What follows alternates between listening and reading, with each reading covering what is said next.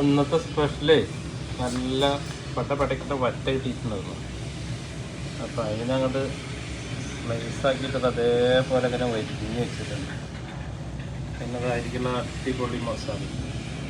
അതിന് മസാലയൊക്കെ കൂട്ടിയിട്ട് നമുക്ക് ഇതിട്ട് പിടിക്കാം. അപ്പോൾ നമ്മൾ മസാല വരട്ടൽ കഴിഞ്ഞിട്ടാണ് അടിപൊളിയാക്കി മസാല വരട്ടിയിട്ടുണ്ട്.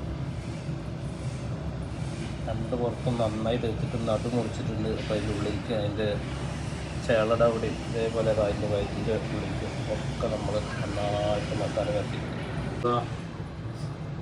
കറിവേപ്പില നമ്മൾ ഇതിലേക്ക് ഇതിൽ ഉള്ളി വെച്ചിട്ടുണ്ട്. അപ്പോൾ നമ്മൾ കറിവേപ്പില നമ്മൾ കുറച്ചെടുക്കുക. അപ്പോൾ ഏകദേശം മരിച്ചുകൊണ്ടിരിക്കുന്ന കറിഭാഗം. അപ്പോൾ നമുക്കിത്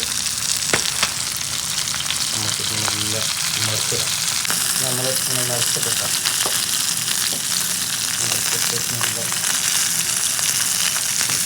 നല്ല എണ്ണ ഓവറായിട്ട് കഴിഞ്ഞാൽ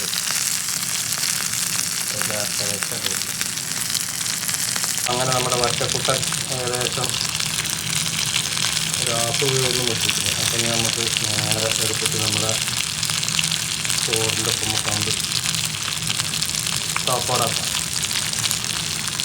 ഇവനെ കഴിച്ചതിന് ശേഷം ഞാൻ എൻ്റെ അഭിപ്രായങ്ങൾ പറയട്ടോ. ഓക്കെ, ഞാൻ ഒറ്റയ്ക്ക് എടുക്കുന്ന കാരണം കഴിക്കണത് നമുക്ക് എടുക്കാൻ കിട്ടുന്നില്ല. ഓക്കെ.